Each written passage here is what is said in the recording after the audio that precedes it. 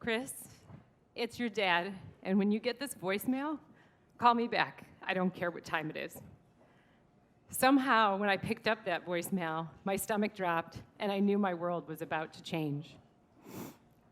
That day, my mother was diagnosed with a 3 by 5 centimeter brain tumor on the left side of her brain where we hold speech and memory. In just a few days, she was sent in for an 8-hour surgery where a brain surgeon took each and every particle of that tumor out of her brain. After pacing in the waiting room, we were thrilled to see the brain surgeon come out with a big, giant smile on his face, and he said, "I have great news. I think she's going to recover fully from this surgery."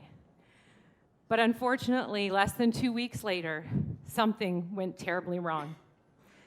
She was rushed to the hospital, and within a few minutes, she was on the table and they were doing emergency brain surgery. At that time, we were pacing anxiously, holding on tight, but the same brain surgeon came out of the operating room, and this time his face told a completely different story. He said, in the most apologetic tone, "We did everything we could. We had no choice but to cut away brain tissue in order to save her life. I don't know what this is going to do to her memory. I don't know what it's going to do to her speech. I don't know if she'll walk again. We're just going to have to wait and see." It was like someone had taken all of the oxygen out of the room. I was thrilled she had survived, but terrified for what was next. In the beginning, she slept a lot, and then she started to come to. So one day I walked into the hospital, and I peeked around into her room, and she was sitting upright in a chair, actually stabbing at some food. And I thought, oh, that's progress. That's good. She looked like a soldier who had just come home from war. Her head was covered in these big bandages, and her face was very swollen. Her eyes were all swollen and puffy. Anyway, I took a deep breath. I had to stay positive, so I took a deep breath, and I walked into her room. "Hey, Mom, how you doing?" And no answer. "Hey, Mom, how you doing today?" She looked at me, and she paused with a complete look of confusion on her face. It was as if I was a nurse coming to bring her more pills to swallow. When she looked at me, I was a complete stranger, and she had no idea who I was. Up until now, I thought the biggest thing to worry about was whether or not that brain tumor was going to kill her. But all of a sudden, I had a much bigger fear. And it was, what if, in just that 8-hour surgery, 37 years of shared experiences had been surgically removed? What about from the time I was born, to the way that she would call me sunshine, to the way that she would scratch my back, and the way that she would tell me this too shall pass when my heart was too broken to heal?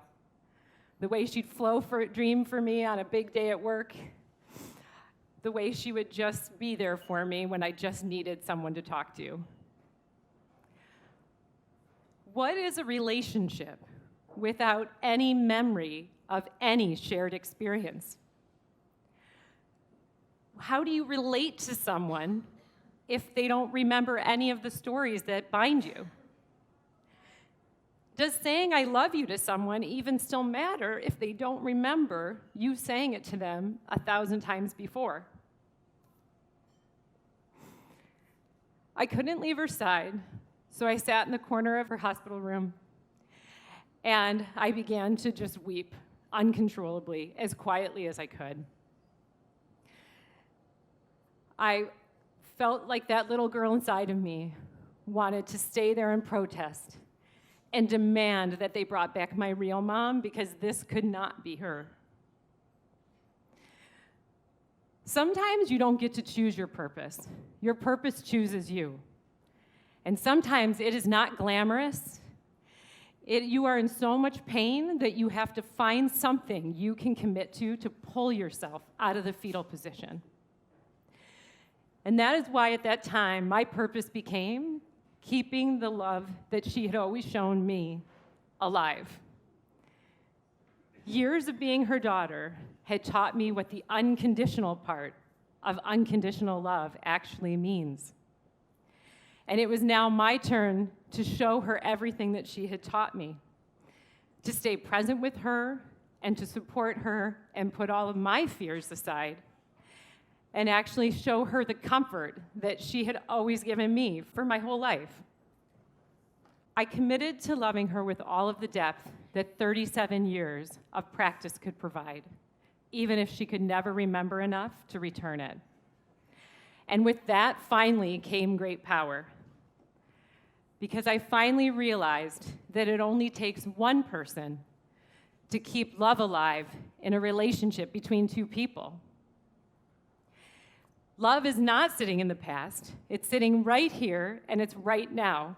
And it only takes one person to remember it in order to prove that it ever actually existed. My mother worked through a very long and painful recovery, but she has since gained back her memory and her speech, and today we walk together and we talk together. Yeah, exactly.